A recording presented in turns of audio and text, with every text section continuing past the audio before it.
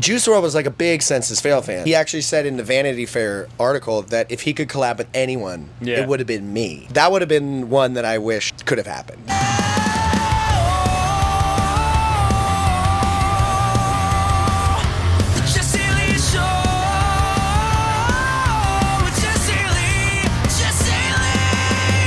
Yo, yo, yo, yo, yo! You must be really good looking and smart since you tuned into the Jesse Lee Show with me, Jesse Lee.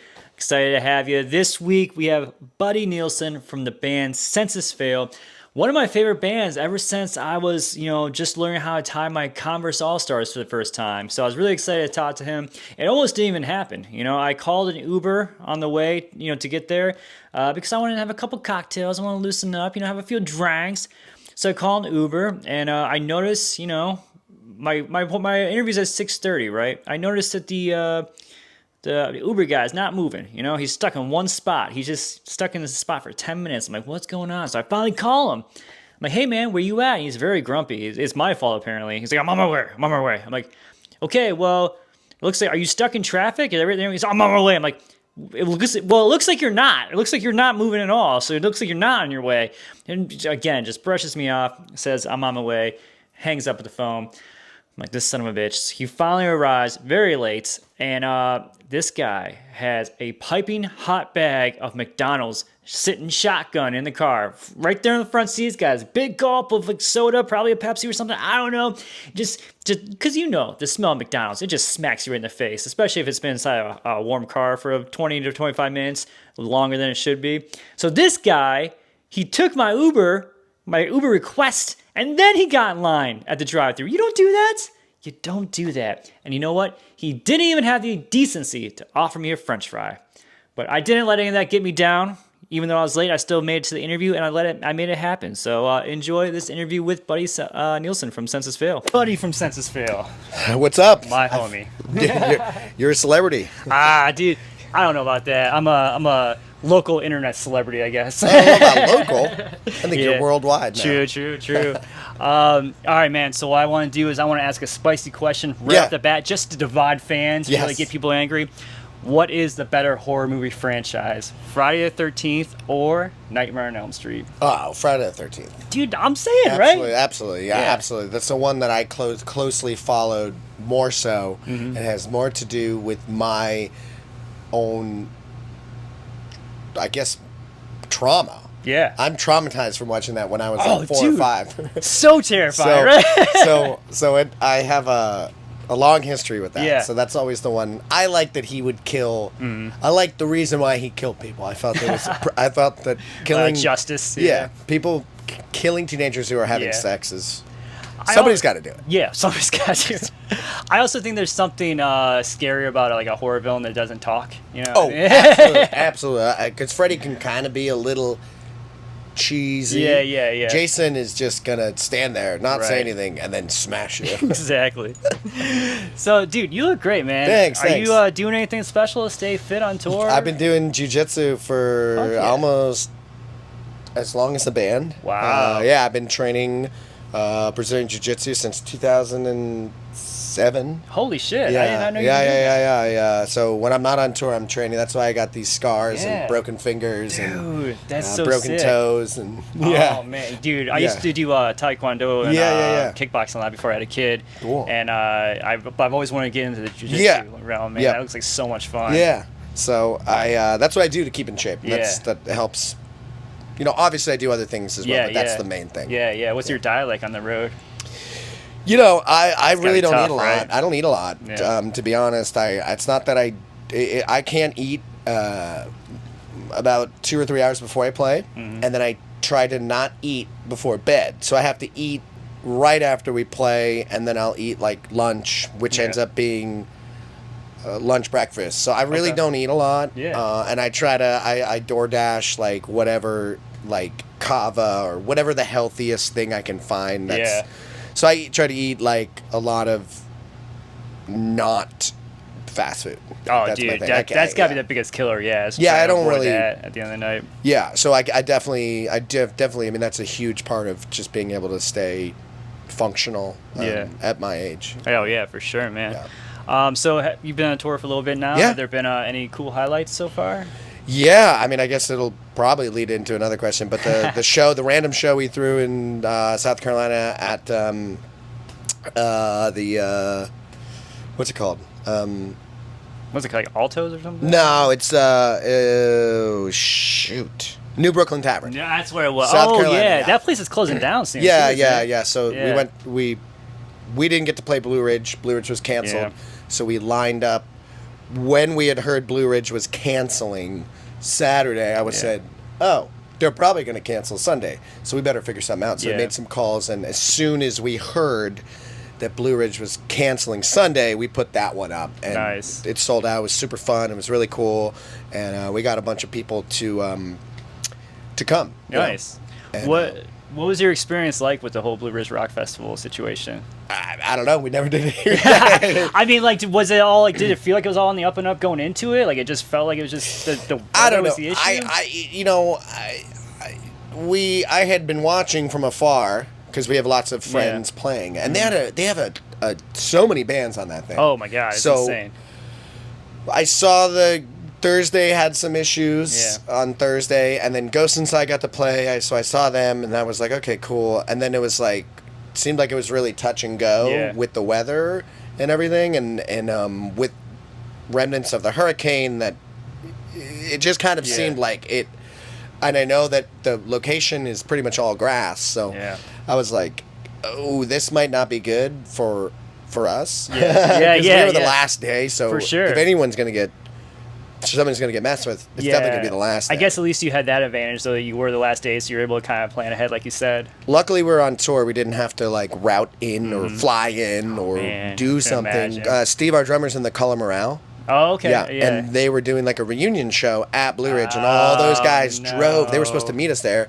We were playing the same stage. It was going to be Steve, and then he was going to play in Color Morale and then do our set. And those guys all drove there and with their wives. And then it got canceled. So that was a bummer. But we are doing something cool where if you send us your sort of proof of purchase for Sunday, the day we were supposed to play, we'll put you on the guest list for any of our upcoming shows. Cool. So, no, write that down, everyone listening. Yeah, I saw because it was you guys. The only two bands I really saw doing it was you guys, and Attila was doing a gig too.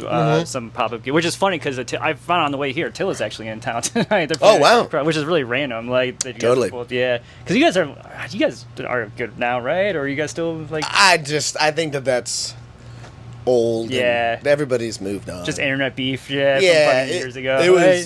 It was fun. When it was happening. Makes for good content, right? This is pre-content. So right. we couldn't make any content. Yeah. It was just real beef that we couldn't even make anything good out of it. Nowadays we would have been like, oh my god, you could go back stitching each other, fucking dude, that'd been good shit. Yeah, but no. We don't. We are currently. I'm pretty sure we don't have any beef. Good. I'm gonna text him and ask him, hey, I'm with Buddy. Do you have beef for them? I want to know. I think we are beefless unless somebody wants to start some beef with us. But it's got to be good. It's got to be entertaining. Right. Well, he might be president one day too, so you gotta. I heard about that. You gotta make sure you're on his good side. Yeah. I did hear that he's gonna bring back Warped Tour. So that's cool. That's pretty cool. Yeah. All right, so you're doing the 15-year anniversary tour of Life Is Not a Waiting Room, but it's also the 20-year anniversary of From the Depths of Dreams. Well, I guess technically 21. It's released in 2002, but officially released in 2003. Yes. So did you guys not do a 20-year for this one for that one just because you kind of recently did that reimagined record? We're in this process where almost every year is. There's always an anniversary. Every year is an anniversary for us at this point, so we pick and choose. We've kind of found that the 5-year increments usually get the most importance. We've never done this record, and it's sort of just trying to make sure that everybody, our fan base, because we've been around so long, there's people from multiple different eras of the band that are like, I like this record. I wish that this version of the band was the only version that continued to exist Right, or yeah, whatever. yeah. So when we do these records, it's really interesting and cool because it kind of gives people that opportunity that they might not like any other record we've ever done. That's true, yeah. So But get they like to hear that one. yeah, Yeah. in entirety. Yeah. That's true, yeah. Because I mean, I'm sure there's a lot of like for me, it was all about from the depths of Yeah. dreams. Like Yeah, that's yeah, like my go-to Census Failed record. I'm Yeah. sure there's a lot of younger kids that are like, Life's Not a Waiting Room. Like Yeah. that's their spot they go Yeah, to. So. absolutely. Are we gonna hear any songs from that first record tonight? Or you? Not the first one. No? Okay. From Let It, we play Let It Unfold You stuff and Yeah. Still Searching stuff. We'll always play that no matter what in every Yeah. set. And then we kind of have to be careful about, not careful, but what we're picking and choosing, Yeah. highlighting, whether it's new record, anniversary of something Yeah. or whatever. So Yeah, I mean, like a lot of diehards, that was 187 was Yeah. my go-to track. And Yeah. I was actually surprised a few years ago, like when I noticed that it wasn't like one of your top stream songs. No, Like, it's not one- I'm like, wait, this is a definitive Sense no, of Feel that's song. like What that's the like hell? a whole different. Yeah. There's different versions of our band, and that was Yeah. like that record was like, I guess if there was like a B C A D, it was like Yeah. before My Chem got really big. Right. We put out that EP and tour with My Chem, and we would headline. Oh, really? No Yeah. shit. Yeah.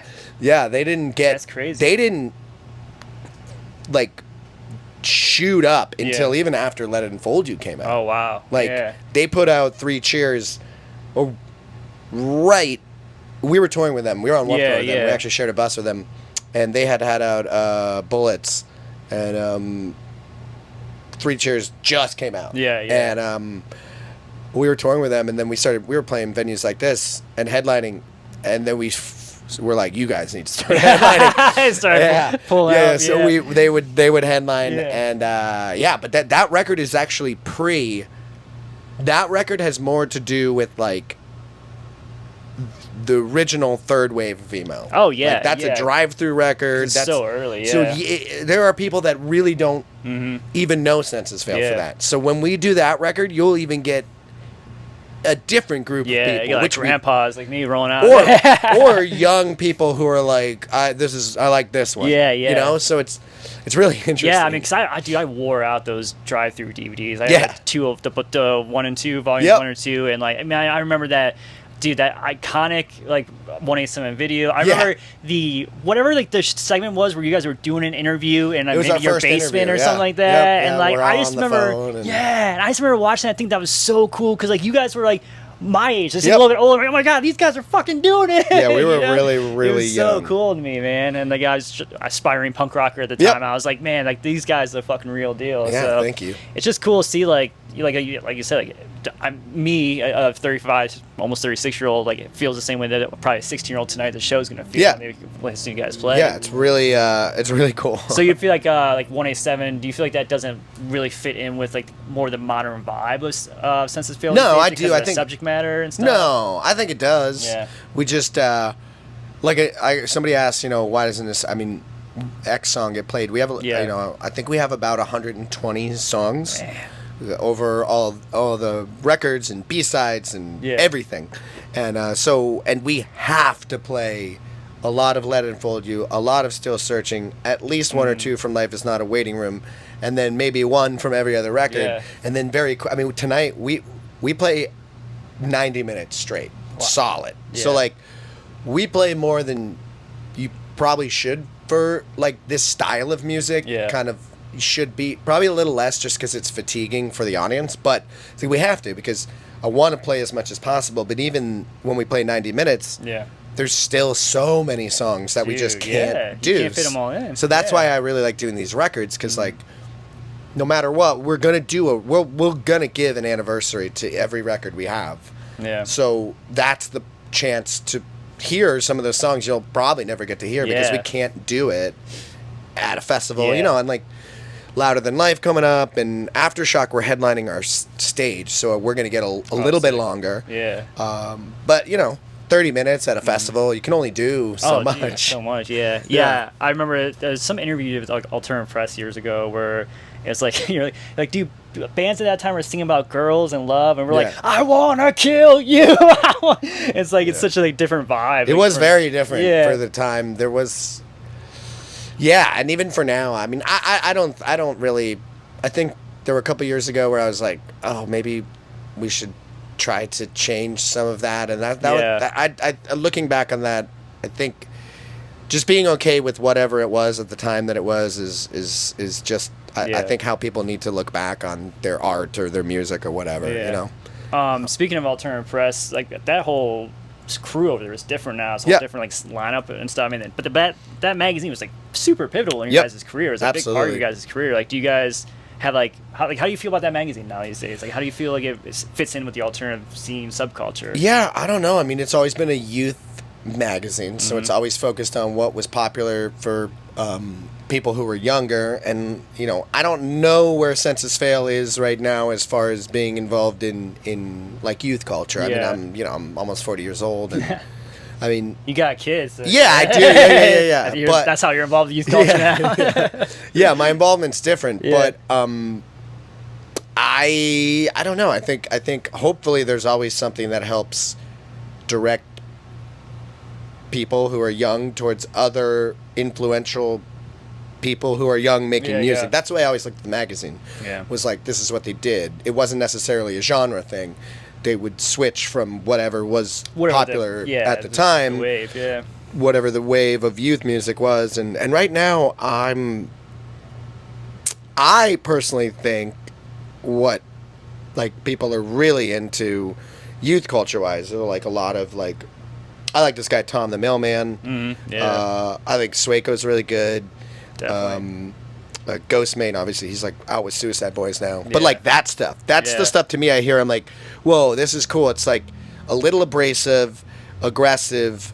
There's this other guy, Ecstasy, who I really like. Oh, is it with the Ecstasy? Okay. It's super cool. I like a lot of that stuff. Or for what's going on, I like 100 Gex. Yeah, so I don't really like. I think I know what's cool. Yeah. And I'm not gonna like try to emulate that. Right. But I think knowing is part of the battle. Yeah. So no Buddy hyperpop solo album. No, I don't think I'll do a hyperpop solo album. But I think it's interesting, and I think that it's good for bands who are old to understand what is popular, so you're not like confused, right? And not just be like a curmudgeon dick about it, like, oh, new music sucks these days, you know, because no one wants to hear that. I think a lot of people don't really understand Gen Z. I think I do, because I've never taken myself too seriously, and I think that's a big thing with Gen Z, and it's a big disconnect between millennials and Gen X. Yeah, is that Gen Z, the internet is a fucking joke, right. You know? Yeah. And if you take it too seriously, it'll absolutely destroy your life. Oh, yeah, absolutely. I don't know. So that's why I fit into youth culture, is that I think I understand what the game is, of how people are utilizing their music and what they're interested in, and, you know, but I'm not gonna make a no hyper. Yeah, I feel like this like lifestyle touring in a rock and roll band, like, that's gotta kind of keep you young a little bit too, right? A little bit. I mean, it can easily make you old too. I mean, it really just depends on if you're interested in like paying attention to what is going on. Yeah, you know? Like, what's like, clearly, like, there's obviously a lot going on in the metalcore adjacent scene of whatever we want to call it. I guess we're kind of involved in that in some way, but I don't know. I mean, there's no like definitive third wave emo scene anymore, because all the bands have either broken up or they're getting back together, and I don't. Some bands are doing for cash grabs. Yeah. Since we've never broken up, I don't consider myself in that group of all. Yeah. Even though we are from the same era, I just don't consider myself like. I never quit. Yeah, I probably should have. You're the only original member in the band, right? Yeah. So, like, is it ever weird, like, when you're playing? If you're playing a song off the first record, and you look around on the stage and you see all these faces. They're like, I mean, they're not new people, but they're all people that weren't there when that song was written. Is that ever kind of like a weird feeling? Like, oh, these are all like new. This is a whole new crew. Like, I'm up here with, like, or is it because it's been so gradual? You don't I think it's because it's been gradual. Yeah. It's not. It's never been like all new people. Yeah, all new people. It's always been like. One person left, and then 5 years later another left, and then that first guy, he's been here for 10 years. Yeah. So people come back, and then they go again. It never feels like a sudden. Yeah. Right. So the newest album, Hell Is in Your Head, I think you guys did a great job of, kind of harnessing that classic Sense of Fail sound without sounding kind of like rehashed. Like, Yeah, was that thanks. a strategic move? Yeah. Did you do that on purpose? Absolutely, yeah. I'm trying to navigate, you know, what it is I want to do with music, Yeah. and also fit it into what is socially acceptable with what people are wanting out of music now. You know, because it's like I don't want to come up here and write like a 7-minute long song, Right. or I don't want to sound tired and feel like I'm trying to do something that's remaking something, but I also don't want to. I've gone too far. Some of our records have gone really heavy. Yeah. You know, and some people eventually end up liking those, but I'm not quite sure if that's what makes sense. I feel like what's really cool is the bands we're at with, like Holding Absence. There's a lot of really cool bands like Dayseekers blowing up, and even Bad Omens blowing up has been super cool because they got all these bands that kind of fit more in our world where it's like, yeah, there's heavy parts. Yeah. But it's mostly about the songwriting and the lyrics, and that is something that was always difficult for us to do with metalcore. Yeah, Because my version of heavy is hardcore. Yeah. So all my influences for heavy music come from a hardcore world. And most, you know, younger metalcore bands, their first heavy band was Linkin Park. So Such a different. yeah, like, when round. I was already Yeah. like 20 years old, and Linkin Park was really influencing them. So we have Yeah. a disconnect in. But now I feel like with these bands who are very song driven, less about the heavy Yeah. parts. Even though there's a whole section of other bands that are super heavy, like Body Snatcher, all these bands, they're super sick.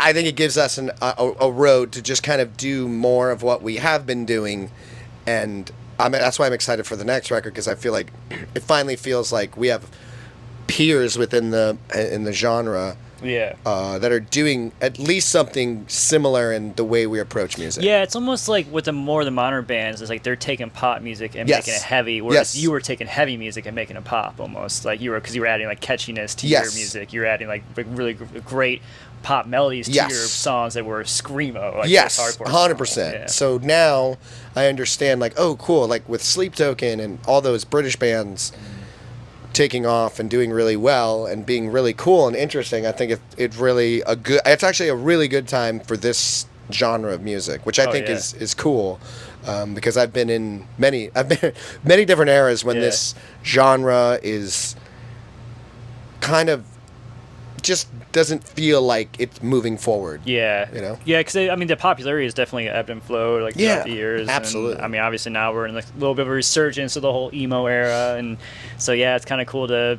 It's really cool to see bands like yours who like have been, like you said, consistent. You never broke up. You've been out there on Yeah. the road all the time, and like you get to get those waves every now and then Yep. again. It's really cool. Yep. So yeah, dude, you've been doing a ton of collabs lately, which is Yeah. kind of a new thing Yeah, for you yeah, yeah. guys. My favorite's been the Nothing Nowhere collab. Yeah, I that think. was really awesome. Yeah.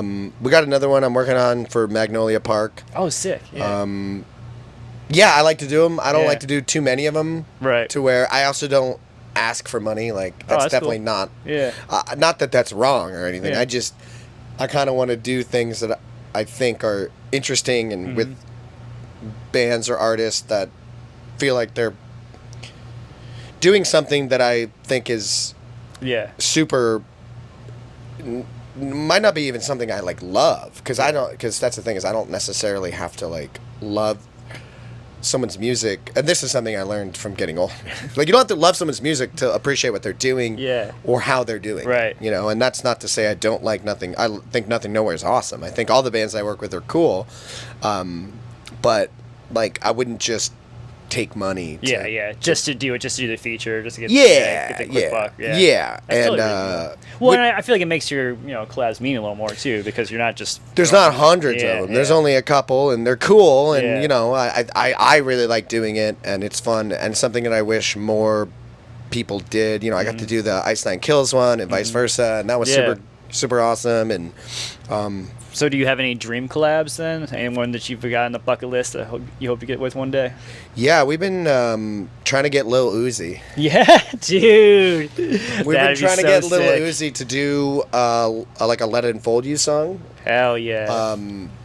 we maybe we can butcher the crap out of him and get yeah. some clicks out of it. yeah, and because we're part of Rock Nation, our Okay, management. cool. So, which is really funny because there's a lot of really cool rock bands that are part of Rock Nation. It's like Coheed and Touche Amore and Spirit Box and Code Orange and We Came as Romans. And it's funny because we'll all get invited to these really like extravagant parties. Yeah. And then it's just all of us. We're all like standing in the corner and there's Beyonce and Lil Uzi. Lady Gaga. And yeah. No, I'm serious. Really? We're just standing there and we're like, there's Tyler the Creator. And wow. Tyler the Creator would be sick too. Dude, but yeah, you and Lil Uzi Vert, that'd be sick, that'd be cool. Man. That'd be really cool. That's how it's like Jay-Z has said that he thinks it's a good idea. Yeah. So hey, if Jay-Z says it, it might take a minute. Yeah. You know, because these things take a lot of time. Yeah. But I think we might be able to make it happen. All right. Well, now that we're putting this out in the universe, now we're gonna make this happen. Yeah, man. I know. We're gonna get this going. Like, Juice WRLD was like a big Census Fail fan. And that's my dream collab. He actually said in the Vanity Fair article that if he could collab with anyone, it would have been me. Oh shit! Which really? I think is crazy. That is crazy. Yeah. Man. God So damn. in the Vanity Fair article he did, he said that, and there's video of him like singing "Lady in a Blue Dress" and stuff. No shit. So that would have been one that I wished could have happened. Yeah. Yeah. That would have been. Yeah, that would have been amazing. Yeah. Well, aside from that very highly anticipated collab that's gonna happen. Yes. Are you working on any other new music? Any new albums in the works? Yeah. We're starting to write a next record, which we've got working on like a new label, new kind of situation for us. Is it independent or you're actually signed to it? No, we're going to sign to okay. another label.